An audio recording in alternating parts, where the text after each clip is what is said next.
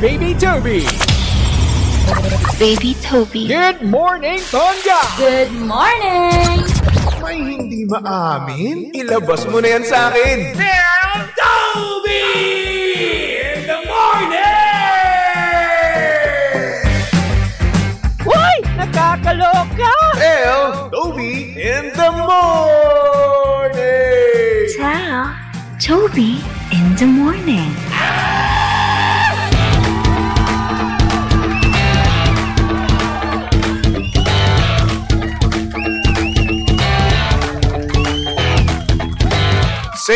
Same, pero iba. We are number 106.7 Energy FM. Pangga, wag mo sabihing radyo. Sabihin mo Good morning, Luzon, Visayas at Mindanao Metro and Mega Manila. Happy Monday. Para sa mga pangga natin diyang excited magtrabaho, happy Monday po sa inyong lahat. Pero naman sa mga pangga naman natin dyan na ayaw magtrabaho ngayong umagang ito. Hoy, kailangan mo ng pera. Di ba dapat tayo ngayon tinatamad, no? Kasi nga naman wala pa tayong 10 milyon sa ating mga bangko. Saka na tayo magtamad-tamaran, no? Pero minsan, okay din naman maging tamad. Basta provided na mag-live ka, di ba? Gamitin mo kasi yan. Minsan kasi nangyayari, no? Takot tayo gumamit ng leave natin. Di ba? Natakot mag-file at minsan yung iba kinakatamaran din ang pagpa-file ng kanilang mga leave. Dude, leave na nga yan, no? Tatamarin ka pa talaga. Ay, nako. Hello din naman sa mga pangga natin dyan, no? Excited kung masok ngayon. Kasi nga naman, makikita ulit nila si Crush. At hello din naman sa mga pangga natin dyan na kanina pa nagtatrabaho. Good morning po. At uy, kila Papa Driver, Kuya Konduktor, good morning po sa inyong lahat. At syempre, huwag natin kakalimutan na yung mga pangga natin dyan sa palengke. Magandang umaga po sa inyong lahat. At syempre, kasama nyo pa rin at kalandian ng hot baby boy ng radyo, of course. Walang iba kung hindi si Baby Toby. At syempre pangga si Baby Toby ay live na ngayon, no, sa Energy FM Facebook page. Kaya naman, manood na kayo, mag-share na kayo, no, para nang sa ganoon hindi kayo tubuan ng kulugo sa esophagus. And good morning sa mga pangga natin dyan. Kakapasok lang sa ating mga live, no. Hello po. Feel free to comment, no. At syempre, para naman sa mga pangga natin dyan, board. Ay, naku, meron akong sasabihin sa inyo. Kasi nga naman, sino ba ang may ayaw ng fun and exciting na laro, lalong-lalo na kung boring ang oras mo, di ba? Kaya naman, kung mahilig ka sa Tong Its at iba pa, nako, tara na sa Game Zone. Fun, believable sa Game Zone dahil you play a real game of Tong Its with real players for free. At may chance ka pang makisplit ng over 34 million pesos at may chance ka pa to claim up to 14,640 pesos daily. Ang makukuhang cash credits ay pwede rin gamitin panglaro sa kahit na anong game at kaya rin itong i-cash out. Ang Game Zone ay may 2 event araw-araw. So, G ka na ba? Visit gzone.ph and social media account on Facebook, Instagram, and TikTok at tara, Game Zone. Di na sa Tongits, tara, Game Zone. At mga pangga, ito pa ha, abangan nyo ang GTCC Summer Showdown from April 25 to June 28, 2025. Yan, meron kasi silang cash pool, no, na up to 10 million pesos na paglalabanan. Kaya naman, visit gamezone.ph now to learn more, di ba? At tandaan na ang gaming ay dapat fun lang. Kaya naman visit pagcore.ph/regulatory or email keepitfun@pagcore.ph. Promo runs from January 1 to December 31, 2025. EGLD reference number MKTG 2024-2564. Gaming is for 21 years old and above only. Game responsibly. Keep it fun. Diba? O kaya naman, hello sa mga pangganan dyan, board na, no? Maglaro na lang kayo. At syempre, good morning din naman sa mga pangga natin dyan sa comment section, no? Ayan, hello kay Letty Seaman. Sabi niya, good morning, baby Toby. Hello naman sa'yo. At syempre, hello din kay Elina. Kamusta ka naman? Sabi niya dito, baby Toby, ang tagal kitang hinanap. Saan ka ba galing? Kanina pa kita hinahanap, baby Toby. Oo. Ayun pa ako hinahanap. Nandito lang naman ako sa station. Na-miss kita, baby Toby. Kamusta po ang pagkikita nyo ni Papa Dudut? Okay naman. Ang saya nga kausap ni Papa Dudut eh. Ang dami kong nasabi sa kanya. Hello, Papa Dudut.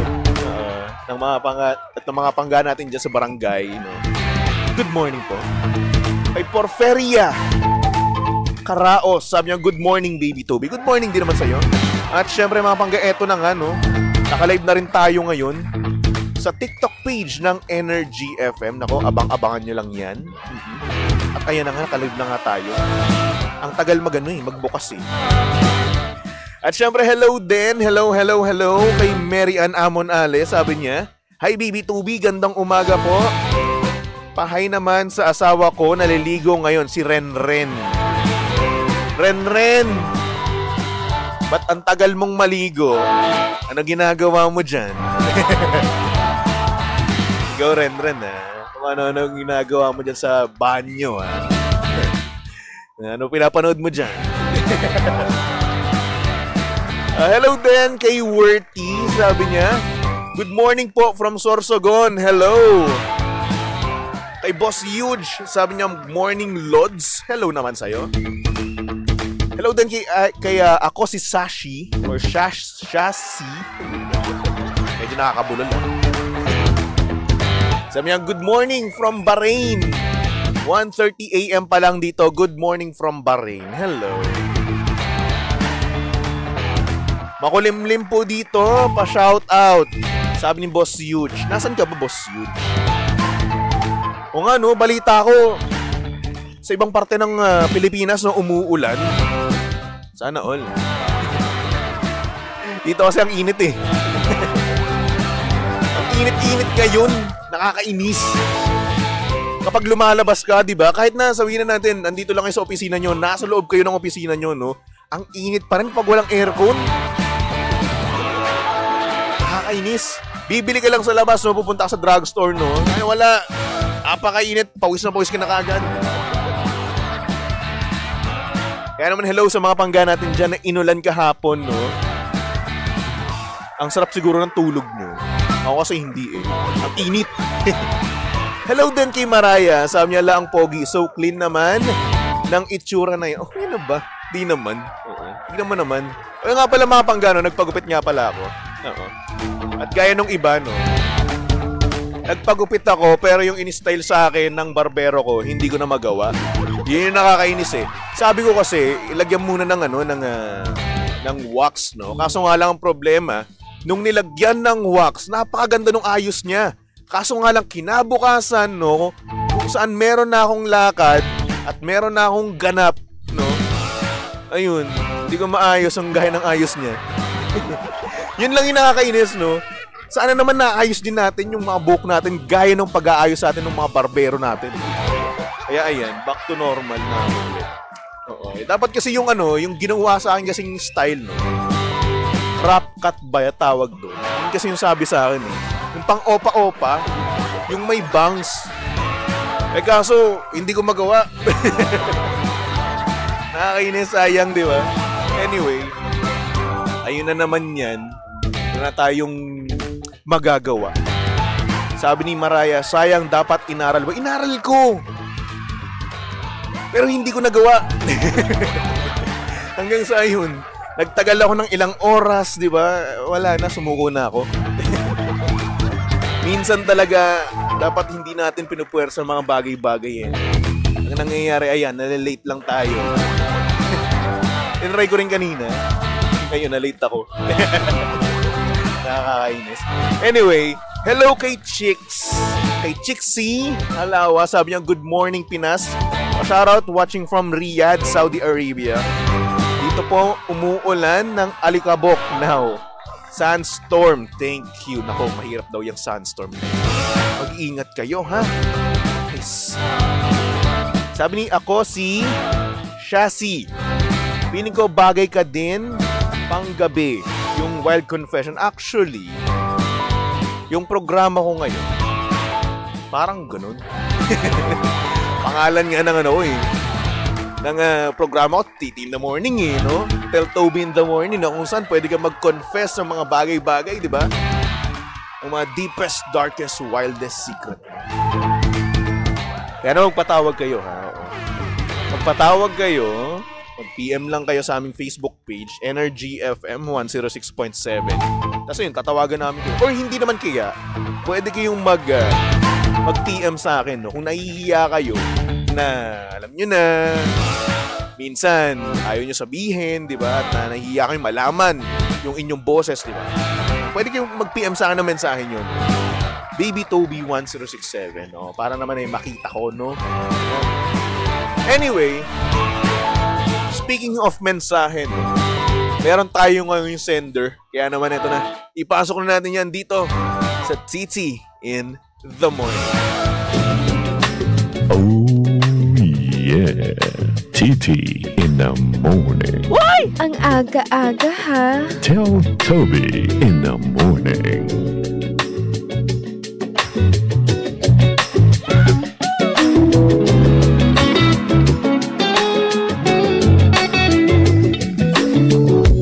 Good morning sa mga pangga natin dyang nagsisisi sa kanilang mga ginawang kalokohan. At ngayon, naghahanap ulit ng second chance. Ito ang storya ng ating sender. At ang sabi niya dito, "Good morning, Baby Toby. Tago mo na lang ako sa pangalang Russ. Medyo nakakalungkot na naiwan ko pa yung babaeng kayang gawin yung lahat para sa akin. Sobra akong nagsisi nung nasaktan ko siya. Siya yung matagal ko nang pinagdarasal, Baby Toby. Kaso nga lang, nung natukso ako, nabisto niya ako agad. Ganun pala talaga, no? Walang sikretong hindi nabubunyag. Nung time kasi na yon, Baby Toby, nagkayayaan kaming magtotropa.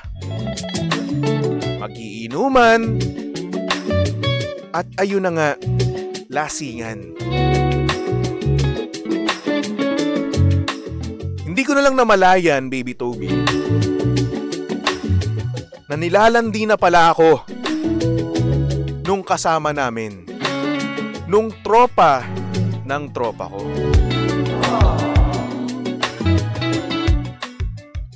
Tsaka ayun, dala na nga lang din ng init ng katawan at pagkalasing, may nangyari sa amin. Yes, Baby Toby, nalasing ako pero alam ko pa rin yung ginagawa ko. Nagpadala lang ako sa init ng katawan. Kaya yun, 2 months later, after kong tumikim ng iba, nabisto niya ako agad. Sobra akong nagsorry sa kanya, pero wala. Ayaw na raw niya sa akin. Napakatanga ko talaga. Hindi ko alam kung paano pa maayos to or babalikan niya pa ako. Pero sana naman, pagbigyan niya ako ulit at pangako ko sa kanya, hindi na ulit mangyayari yon. Sana naman marinig niya to. At mahal na mahal ko pa rin siya. Ayun lang naman. Thank you so much, Baby Toby.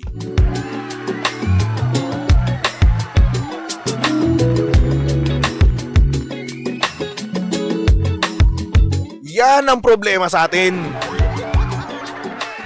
Kaya minsan no, may mga girlfriend na ayaw pagbigyan yung kanilang mga boyfriend na mag-inom sa labas. O kasama tropa. Ay nako. Kaya kayo mga panggana, kung meron kayong gustong sabihin, no, go! Mag-comment lang kayo sa ating mga live, no? Energy FM 106.7 sa Facebook, sa TikTok, di ba? Hanapin nyo lang yan. Naka-live tayo dyan. Comment lang kayo ng inyong mga opinion tungkol sa ating sender na kung saan nagpadala daw sa init ng katawan. Kaya ayun, tumikim ng iba. Ay nako. Sabi ni Boss Huge, wow, one night stand, Lods.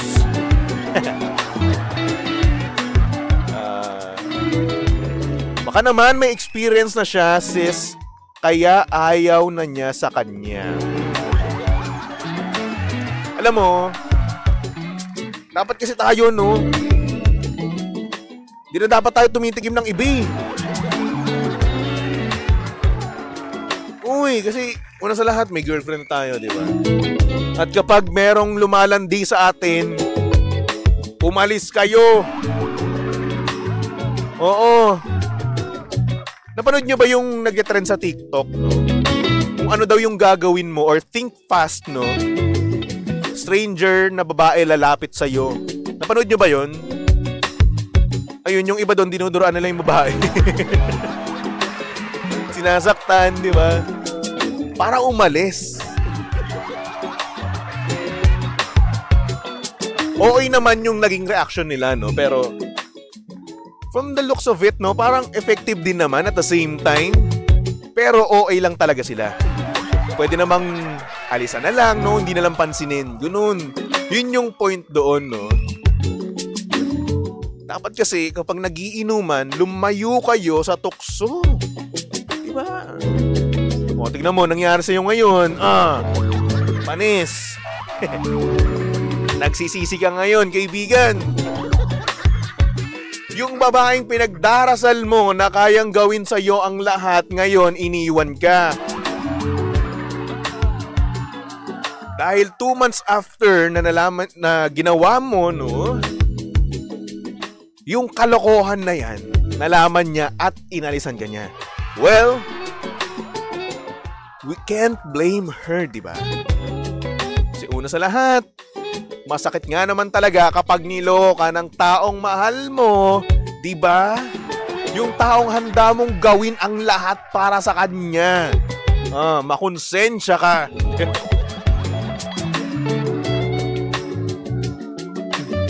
Dapat kasi pinipirme natin yung mga junjun natin. Sa inuman, Diyos ko. Kaya tuloy ang daming mga lalaki hindi pinapayagang umalis. Dahil sa inyong mga loko-loko. Oo, may mga good boy rin naman talagang umiinom eh. Oo, kasama yung tropa. Kaso nga lang hindi pinapayagan eh. Dahil nakaka-paranoid yung mga taong nanloloko. So ngayon, damay din pati mga good boy. Domino effect yan eh. At sino nga naman ba talagang hindi mapaparanoid, di ba? Eto na nga eh. Mahal na mahal mo siya, naloko mo pa.